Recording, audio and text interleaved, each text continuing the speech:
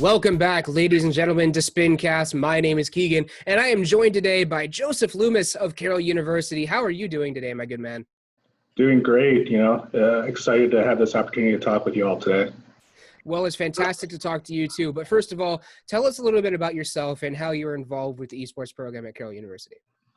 Yeah, it came all by accident for me in the esports world. I myself grew up casually gaming. I wasn't involved with competitive gaming whatsoever growing up. But my background is traditional athletics. Predominantly, I've worked in rec sports at the collegiate level. And when I came to Carroll, there was a couple students that came to me and asked about a competitive gaming club. So I took that opportunity to take them under my wing, and we got that going. And there's a lot of traction there that our senior leadership team saw. And one day I was pulled into our Vice President of Student Affairs office, and she asked if it was an opportunity to go bigger with this and create an esports program. And I got that charge. I came back with my report saying, yeah, we can do this, but if we're going to do this, let's do this right. We took a look at it. We determined we found a space on campus. We went through a full renovation. I'm excited to be opening up our facility fall 21, and really took a look at this as the same way we would look at it as traditional athletics at a small Division III school, and putting the same type of effort and resources into it. So that's really been my experience and background, is just learning a lot about this and learning from my students on what it means to be an esports athlete, and then finding out how do we use our resources here at Carroll to get them those things. Well, that's awesome. It's always awesome when you can have kind of a student teacher or student faculty dynamic that includes that learning from each other type of interaction. Now, you said you're getting an esports arena or something of the nature, whether it be like a computer lab dedicated to the esports club. Tell us a little bit about how that's going for you, because we hear a lot of this now going on at the collegiate level. Yeah, so we found a small facility or a small place on campus, which is going to be about 750 square feet. It gives us room that we can have 12 PCs in there, as well as a small space dedicated to streaming and broadcasting, as well as some room dedicated to our console gamers. We were lucky. We had a local partner, Automation Arts, that really allowed us to push a little bit more than what we thought we were going to be able to. So on the AV side, Automation Arts is an AV company. We have a full crash run system going into our facility, so that any of our computers can be displayed on either of our 75-inch monitors, as well as in some adjoining spaces on campus that we can use for viewing. So yeah, we wanted to focus on both the recreational side as well as the competitive side. So we really focus on getting the resources for our competitive athletes, but also finding a way to really develop some recreational opportunities, whether it's intramurals or going down the route of club sports and finding time for them. So we worked to create an open air facility. It's closed off, but we have a really cool glass garage door that's in there that we can open up to a lobby area that has some more displays into it. We can spill out into there and really create a cool avenue for anyone that's either interested in gaming, wants to try it, or people that are a little bit more seasoned and want to try out competitive esports. Yeah, sounds like an awesome environment, especially when you have that little area, that venue that can just open up into kind of create like a LAN setting, if you would want to say that. We could rearrange things and open up that door so that you can have viewers watching right there on stage. That sounds like a fantastic place to play, to be honest. Yeah, and that was really the goal, was making sure that we could be mobile. We can rearrange things to what the student needs are, what the program needs are going to be. whether we're doing it on campus or if we're going to partner with our state high school organization and doing events, or if there's students that want to host something here on campus, that we create those opportunities for them, and we're just not pigeonholed into this is a computer lab, this is all it's for. Well, it's fantastic that you're reaching out to the community like that. Like you said, you're looking at your state high school sports organization to potentially start doing esports involvement with your esports center at Carroll University. So that is actually really fantastic. It's something that we at Spin especially really love to hear, because as you know, part of our message is we want to make esports a viable career option and a viable hobby at the very least for the younger generation coming up, and kind of cut down on some of the stigmatization of that. So it's really awesome that you guys are helping do that as much as possible, and that's something that we love to hear here. Now, my next question was, is this a varsity program at this point, or are we still in the club phase? Yeah, we've fully moved to our varsity program. We plan to be launching in fall of 21, but then COVID-19 happened. Right. And I had my students that were already at Carroll looking to do something. So we got involved in a couple of our NACE Spring Cups, as well as been reaching out and doing some scrims with other colleges and universities. So we are up and running now. We kind of just said, this is the day, we're going to do it. And we haven't looked back since. We've had great support from our campus community in it. Our Twitch viewership has been great for really having no advertising or knowledge about it before our students left. That our student body is excited to see their peers competing against other colleges and universities. I think part of this is, unfortunately, some of our other programs couldn't take place, couldn't happen because of the spring. But they found esports as another avenue for them to be watching and be excited about their Pio pride. Yeah, that's one of the great things about esports, is that you don't have to have a dedicated location to play it.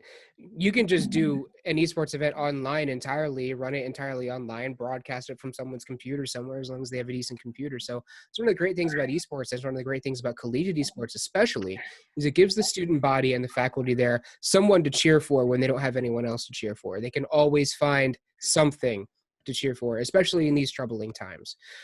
So my next question for you was, so now that you've kind of moved into that more consistent play space, that more varsity space now, since you're moving into it in 2021, how do on an average day that doesn't involve, being stuck at home, how do your student athletes go about their day? Is it more of a standard schedule and then more of like a standard varsity sports approach, or do you kind of mingle things in a little bit more? Yeah, so right now, everything is a little different, just for the fact of they are at home. We are working through not only their school schedules, but many have started their summer work schedules. So we're working through those things. We are continuing having a summer with scrims, as well as some practice along with that to make sure their skills are staying sharp for the fall. But really, as I take a look at going into the fall, and the idea of esports is, this is very much like a traditional athletic event where we have scheduled practices. We're taking a look at this as a holistic approach, making sure they're taking care of their bodies, looking at things like nutrition, their workout plans, making sure that they're doing what they need to academically. We are mirroring our university's athletic program in similar requirements to make sure that we are doing everything in the best for the student, as well as taking a look at what are the opportunities that make sense for them.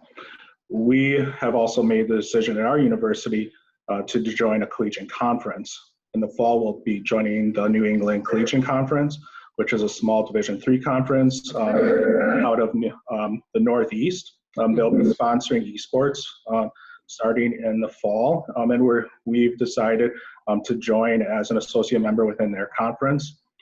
So it's going to look very similar to traditional athletics, where we know what our schedule is. We have a conference schedule that's going to be set. They'll be doing broadcasts out of their conference, things like that. We can create rivalry through that. We know who we're going to face. We'll be able to see game film. We're going to be able to plan.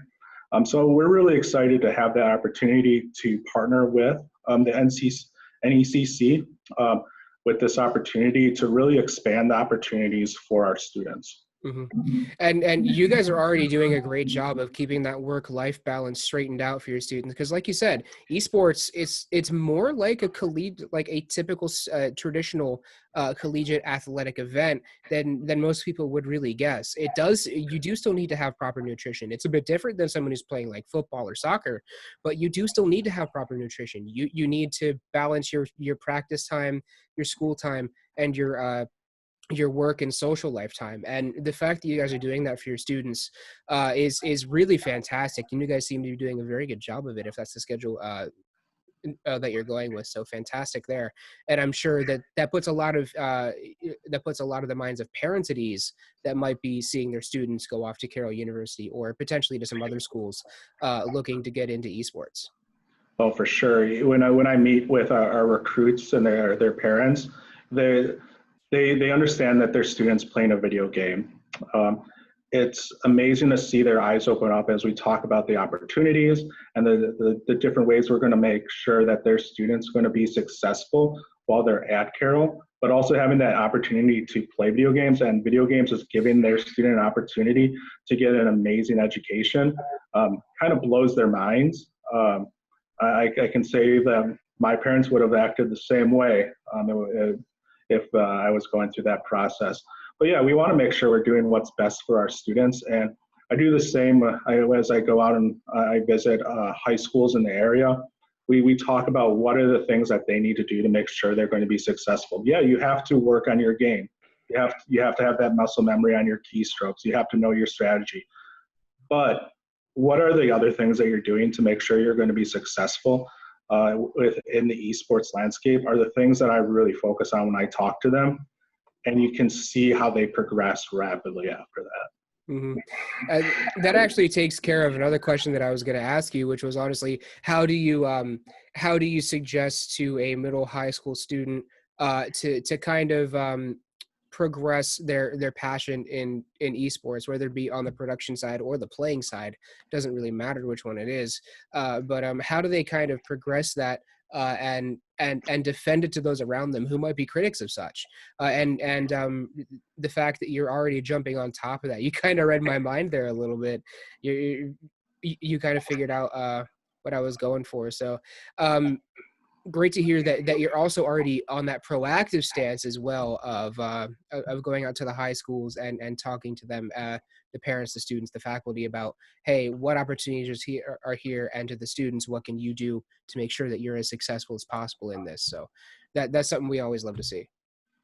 Yeah, I think that's really the most important part, as we take a look at the esports landscape, what's going to differentiate yourself from the other student as you take a look at those opportunities.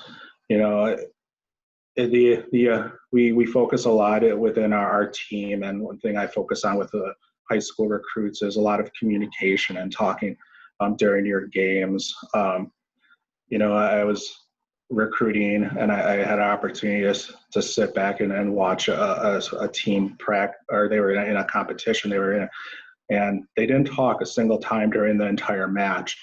And having that breakdown, their coach allowed me to talk with them, like, why aren't you communicating during these times? And during our evaluation process here at Carroll, that is actually weighed the heaviest in our evaluation rubric is communication.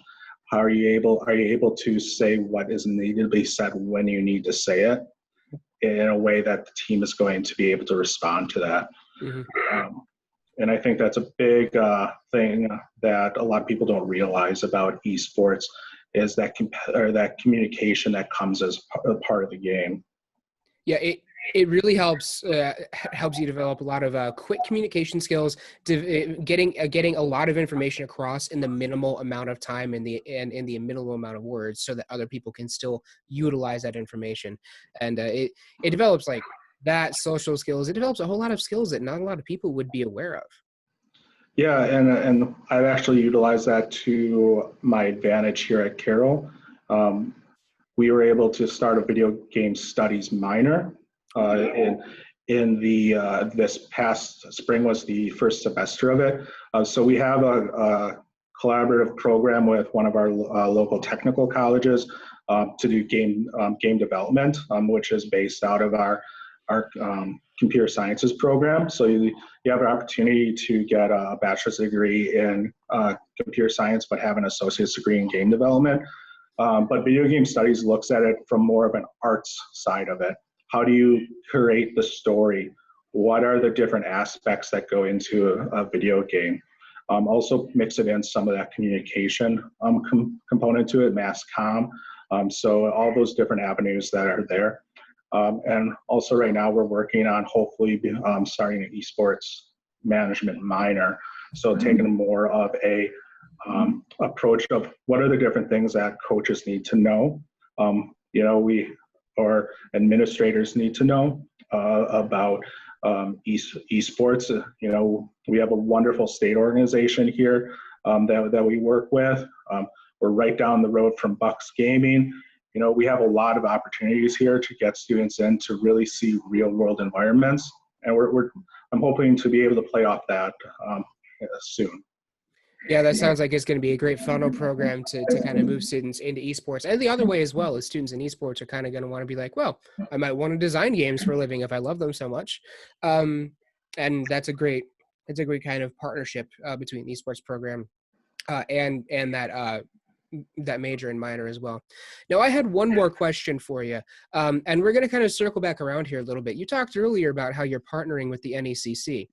And lately, there's been a lot of conversation about the NCAA getting involved in esports, or if they should keep hands off and let organizations like NACE, TESPA, Collegiate Star League, those various organizations take over the organization of collegiate esports. So I guess my question to you would be, do you feel as though the NCAA needs to step in, that it needs to be one of those other organizations that takes over, or do you really think there doesn't really need to be a unifying body for collegiate esports?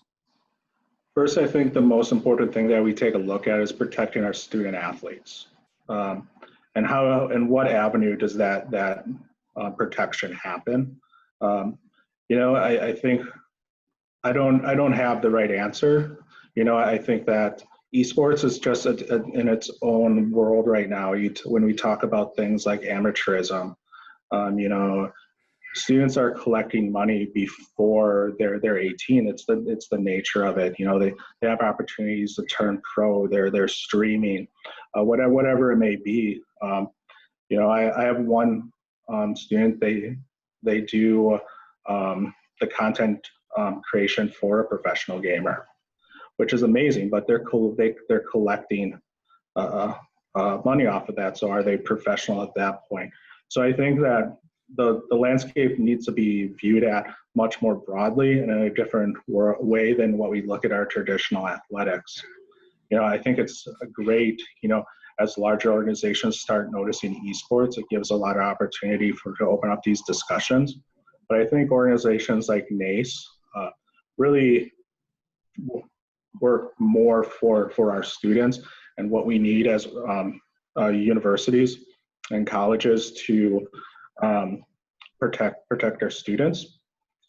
So I think that inevitably, as we look 15 years down the road, you're going to see universities have traditional athletic programs, and they're going to have esport programs. The numbers aren't going to go away. They're going to continue to grow. We're going to see more students want to be involved, and we're going to see more universities get involved as well. And we need to find a way that we're going to find answers to our problems. I think in the best case, all these organizations need to partner with each other and work together to find out what is going to work best. We're going to continue to see athletic conferences reach out and sponsor esports.